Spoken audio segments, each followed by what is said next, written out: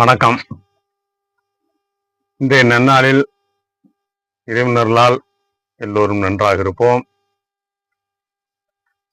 பெரியோர்களே, சகோதரிகளே, சகோதரர்களே, எல்லோருக்கும் என் முதற்கண் வணக்கம். இந்த பதிவு முக்கியமாக பெண்களுக்குரிய பதிவு. ஏனென்றால் பெண்களுக்கு தான் இந்த பதிவில் மிக முக்கியமான விஷயம் அடங்கியுள்ளது. கடைசி வரை பாருங்கள். ஏனென்றால் இன்று நாம் பார்க்க போவது ஆயில்ய நட்சத்திரத்தை பற்றி பார்க்க போகின்றோம். இந்த ஆயில்ய நட்சத்திரம் என்பது லக்னத்தை மேசமாக வைத்துக் கொண்டால் காலச்சக்கரம் என்ற நீதியின்படி 4ஆம் வீட்டிலும் 8ஆம் வீட்டிலும் 12ஆம் வீட்டிலும் இந்த நட்சத்திரங்கள் அமைந்துள்ளன. ஆயில்யம் என்பது 4ஆம் வீட்டில் அமைந்துள்ளன. இந்த ஆயில்ய நட்சத்திரம் என்பது 4, 8, 12 என்ற முறையில் ஆயில்யம், கேட்டை, ரேவதி என்ற நட்சத்திரத்தின் ஆற்றலை பெற்று புதன் கிரகம் நம்மளை ஆள்மை செய்தது. நம்மை இது சமஸ்கிருதத்தில் ஆஸ்லேசா என்று அழைப்பார்கள். அதை நாம் ஆயில்யம் என்று அழைக்கின்றோம். இது சர்ப்பம் என்ற பொருளை குறிக்கும். இந்த நட்சத்திரங்கள் நமக்கு ஒரு முக்கியமான விஷயத்தை சொல்லிக்கொள்ள ஆசைப்படுகிறேன். முதலில் ஆயில்யம், கேட்டை, ரேவதி என்பது புதனின் நட்சத்திரம். ஆயில்யம் நட்சத்திரத்தில் பிறந்த ஒரு பெண் முதலில் புதன் திசை ஆரம்பிக்கும். அந்த புதன் திசை உங்களுக்கு முடிந்தவுடன் சிம்ம ராசியில் உள்ள மக நட்சத்திரம் கேது திசை துவங்கும். பிறகு சுக்கிர திசை நடக்கும். பிறக்கும் போது இந்த ஆயில்யம் என்ற நட்சத்திரத்தில் ஒரு பெண் பிறந்தால் புதன் திசை நடக்கும். அது முடிந்தவுடன் கேது திசை, சுக்கிர திசை. ஏனென்றால் இங்கே மக நட்சத்திரம் என்பது கேது, பூரம் என்பது சுக்கிரன். மொத்தம் பிறக்கும் போது உள்ள ஆயுள் நட்சத்திரத்தை வைத்துக் கொண்டு அந்த பெண்ணை மனம் முடிக்க கொடுக்கும் போது, அது பிறந்த போதுள்ள ஆயுள் நட்சத்திரம், குழந்தையாக இருக்கும் போது உள்ள நட்சத்திரத்தை அந்த திசை முடிந்து அந்த பெண்ணுக்கு 23 வயது ஆகும்போது உங்களுக்கு குறைந்தது மக நட்சத்திரம், பூர நட்சத்திரம், அதாவது கேது திசை, சுக்கிர திசை நடந்து கொண்டிருக்கும் போது அந்த சுக்கிர திசைக்கு பொருத்தம் பார்க்க வேண்டும். இந்த ஆயிலி நட்சத்திரத்தை வைத்து மாமியாருக்கு ஆகாது என்பது மிகவும் பொய்யான தகவல். ஏனென்றால் ஒவ்வொருவரும் இந்த பூமியில் பிறக்கும் போது அவர்கள் செய்த நன்மை தீமையின்படி அவர்களுக்கு வாழ்க்கை அமைகிறது. அவருடைய இறப்பு என்பது அவருடைய 8ஆம் பாவம். அந்த கொடுப்பினை எப்படி இருக்கிறதோ அப்படிதான் அவர்கள் வாழ்க்கையில் அந்திய காலத்தில் மேலே செல்வார்கள். அப்படி இருக்கும்போது இந்த நட்சத்திரத்திற்குரிய பெண்ணை மணந்தால் மாமியாருக்கு ஆகாது என்பது மிகவும் தவறு. இது என்னவென்றால் இந்த நட்சத்திரத்திற்குரிய ஒரு குணாதிசயங்களை சொல்ல போகிறேன். இவ்வளவு ஆற்றலும் திறமையும் பிறத்த ஒரு பெண் மருமகளாக வரும்போது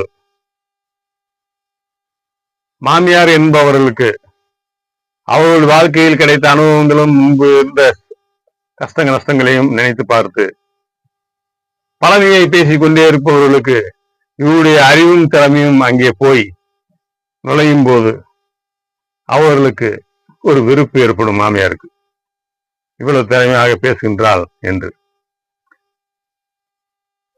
அந்த நேரத்தில் அவர்களுக்கு ஒரு தாழ்வு மனப்பான்மை ஏற்பட்டு மருமகளை பிடிக்காமல் போகிறது. இவ்வளவுதான். இதற்கு காரணம் ஆயிலி நட்சத்திரத்தில் பிறந்த பெண்ணாக இருந்தாலும் சரி, ஆணாக இருந்தாலும் சரி. ஆயுள் நட்சத்திரம் என்றது புதன் தசை. புதன் தசை நடக்கக்கூடிய ஆணாக இருந்தாலும் சரி, பெண்ணாக இருந்தாலும் சரி, அந்த நட்சத்திரத்தின் ஆற்றல்கள் அவர்களுக்கு எவ்வாறு வழங்குகிறது என்பதை கணினியில் போட்டு நாம் அந்த நட்சத்திரத்தின் ஆற்றல்களை பெறுவதற்கு நல்ல வழியை மேற்கொண்டு பார்ப்போம். ஆக ஒரு நட்சத்திரம் என்பது ஒரு திசையை குறிக்கும். ஆதலால் எந்த நட்சத்திரத்தையும் கெட்ட நட்சத்திரம் என்று ஒதுக்கிவிடக்கூடாது. அதனால் மற்றவர்களுக்கு அதை ஒருங்கிணைத்து பேசக்கூடாது. அதாவது ஒரு பெண்ணை வந்தவுடன் அந்த பெண் வந்தால் அவன் வீடு கட்டுவான், இந்த பெண் வந்த நேரத்தில் கட்டினேன் என்று கூறுவான். அதே நேரத்தில் அந்த சொத்தை இழந்து விட்டால் இந்த பெண் வந்த நேரத்தில் சொத்தை இழந்து விட்டேனே என்று எல்லாவற்றிற்கும் பெண்ணே காரணம் என்று கூறுவது மிகவும் மன வருத்தத்துக்குரியது. ஏனென்றால் பரணி நட்சத்திரத்தில் பிறந்தவன் தரணி ஆழ்வான். தரணி ஆழ்வன் என்பது வீட்டில் குடும்ப தலைவனாக இருக்கிறதும் ஆள்வதும் அதுதான். அப்படி அந்த ஒரு சிறு சிறு விஷயங்களை எழுதிவிட்டு விட்டு சென்று விட்டார்கள். மொத்தத்திற்கு இதை மொத்தமாக ஒரு புஸ்தகமாக வடிவமைத்து அதை படித்து விட்டு இந்த பரணி நட்சத்திரத்தில் இருப்போம், தரணி ஆழ்வான், ஆயிலி நட்சத்திரம் மாமனாருக்காக, மாமியாருக்காக, மூல நட்சத்திரம் மாமனாருக்காக, இப்படி சொல்லுவது சரியல்ல. பல பெண்களுடைய வாழ்க்கையை இன்னும் அலைபேசியில் கேட்கின்றனர், வேதனைப்படுகின்றனர். தைரியமாக இருங்கள் சகோதரிகளே. உங்களிடமிருந்து வந்தவன் தான் எல்லாமே மனிதர்கள். நீங்கள் படைப்பாளிகள், நீங்கள் பிரம்மா. அதனால் தான் பூமி தாய் என்று பொறுமைசாலி என்று உங்களை கூறுகின்றார்கள். நீங்கள் இல்லை என்றால் நாங்கள் இல்லை. எங்களை படைத்தவர்களே நீங்கள் தான் தாய்மார்களே, சகோதரிகளே. தைரியமாக இருங்கள். யார் கேட்டாலும் தைரியமாக இந்த வீடியோவை அவர்களிடம் காட்டுங்கள். ஆயுள் நட்சத்திரம் மாமனாருக்கு ஆகாது என்பதை. ஆதலால் இந்த நட்சத்திரத்தின் சிறப்புகளை பற்றி பார்ப்போம்.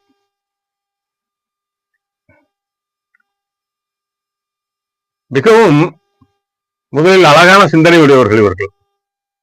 வெளிப்படையாக எளிமையாக தோன்றினாலும் உள்ளுக்குள் ரகசியத்தை நிறைய வைத்திருப்பார்கள். சூட்சமமாக பேசும் திறமையுடையவர்கள். சூட்சமம் என்பது கண்ணுக்கு தெரியாத விஷயம். அந்த அளவுக்கு நுட்பமாக பேசும் திறமையுடையவர்கள், சொற்களில் வல்லவர்கள். ஒரு விஷயத்தில் குறுக்கு வெளி யோசனையோ ஆராய்ச்சி மனப்பான்மையோ அதிகமாக இருக்கும் இவர்களுக்கு. மருத்துவம், கணிதம், ஆராய்ச்சி, வியாபார சம்பந்தப்பட்ட விஷயங்களில் இவர்களுக்கு சிறப்பாக இருக்கும்.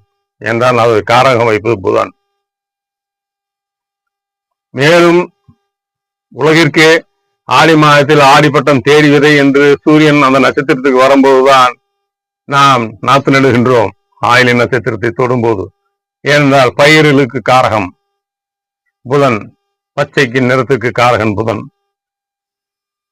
நமக்கு இந்த பூமியில் விளைவித்த பொருளை கொடுத்து சரியான மழை வரும் நேரம் பார்த்து அந்த நாத்துக்களை நட்டு அந்த பொருளை உற்பத்தி செய்து நாம் உயிர் வாழ்கின்றோம்.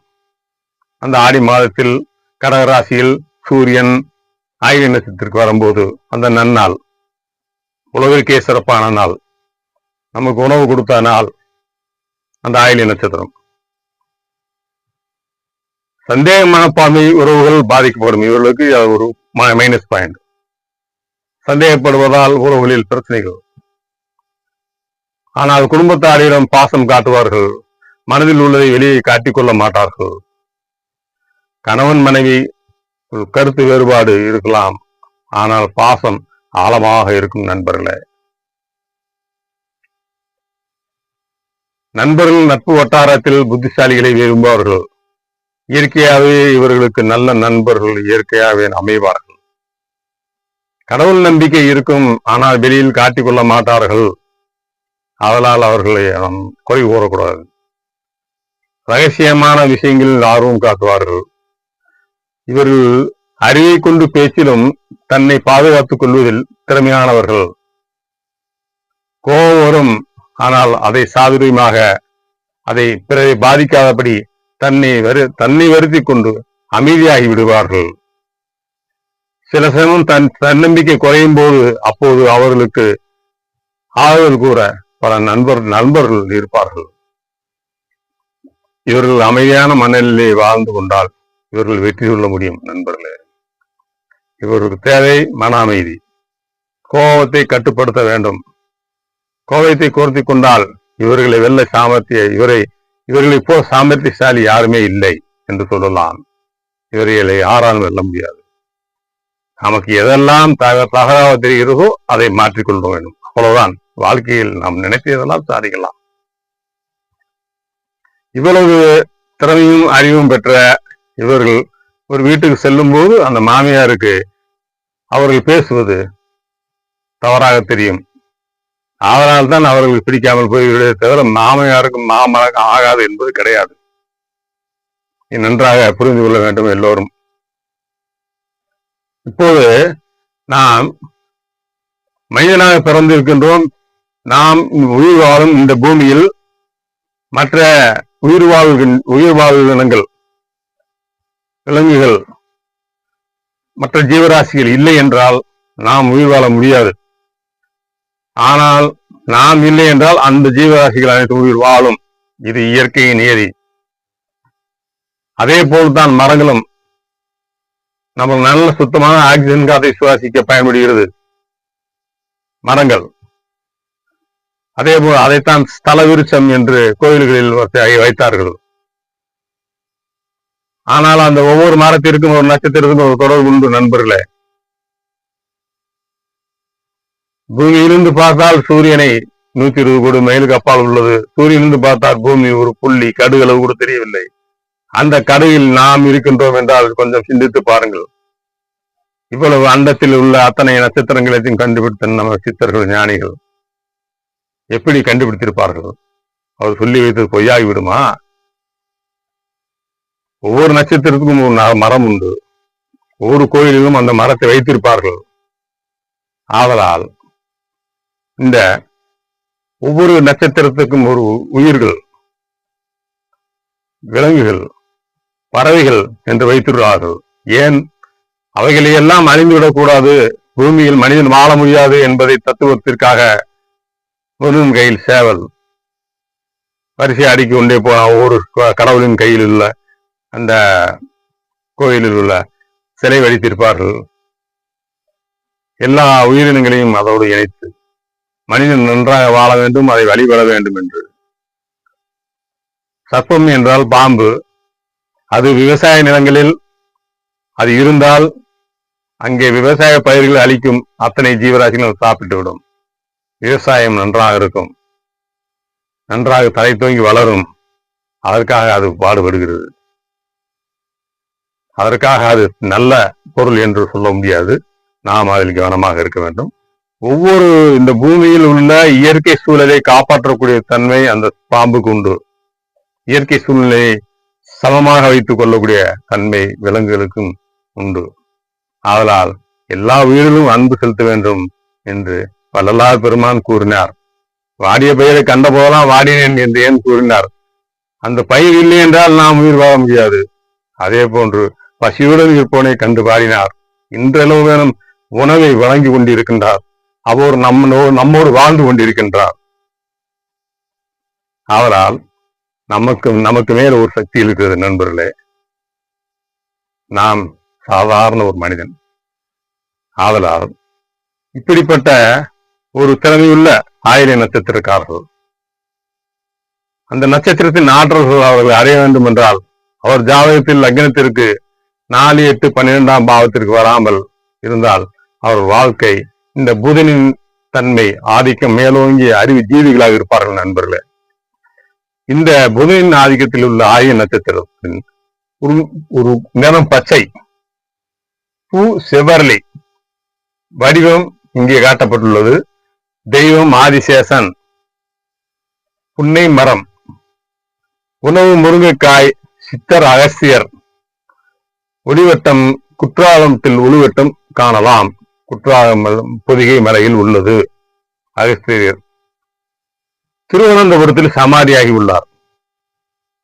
இவர்களை வணங்கினாயிலோ இந்த பூவை வைத்து நாம் வணங்கும் போதோ இந்த உருவங்களை, அகஸ்தியரை, ஆதிசேஷன் என்ற ஒரு போட்டோ அதே போன்று செவ்வரளி, பச்சை கலர் நிறம் கொண்ட துணியை ஆடைகள் அணிவது, இப்படி நாம் அதில் உள்ளார்ந்து நாம் கண்களில் பார்க்கும் போதும் அதை அணிவிக்கும் போதும் அந்த சக்தி, இயற்கை சக்தியினுடைய ஆற்றல் நம் உடலுக்கு வரும், நம் மனதிற்கு வரும், அறிவாற்றல் பெறுவோம், வாழ்க்கை எல்லாவற்றையும் வெல்வோம். அதற்கு நம் முன்னோர்கள் சொல்லி சென்றதுதான். அதனால் தான் இந்த ஒவ்வொரு நட்சத்திரமாக உங்களுக்கு கொடுத்து கொண்டு வருகின்றேன். அஸ்வினி, பரணி, கார்த்திகை, ரோகிணி, மிருகசீரம், திருவாதிரை, புனர்பூசம், பூசம், ஆயில்யம். 9வது நட்சத்திரம் நண்பர்களே. இந்த நட்சத்திரம் 9வது நட்சத்திரம். அதனால் எல்லோரும் இதை வணங்கி அருள் பெற்று நன்றாக வாழ வேண்டும் என்பதே என்னுடைய கருத்து. ஆகவே இது போன்ற நல்ல விஷயங்களை நாம் கையாள்வது பெரிய செலவில்லை. எப்பொழுது நாம் கோயிலுக்கு போகின்றோமோ அப்பொழுதெல்லாம் அந்த சித்திரைகளை வணங்கலாம். இந்த புன்னை மரத்தை நாம் வளர்த்தால் நல்லது, அல்லது அதை சுற்றி வந்தாலும் நல்லது. அந்த மரத்தில் உள்ள சிறிய துண்டை எடுத்து நாம் பையில் வைத்துக் கொண்டாலோ பூஜா ரூமில் வைத்துக் கொண்டாலும் நல்லது. வணக்கம் நண்பர்களே. எனக்கு வீடியோ பதிவு கூட ஆர்வத்தை தூண்டுவதும் எனக்கு ஊக்கத்தை அளிக்கும் நண்பர்களும் என் மீது அனுபவித்திருக்கும் சப்ஸ்கிரைப் செய்த பெரியவர்களுக்கும் மனமார்ந்த நன்றியை தெரிவித்துக் கொள்கிறேன்.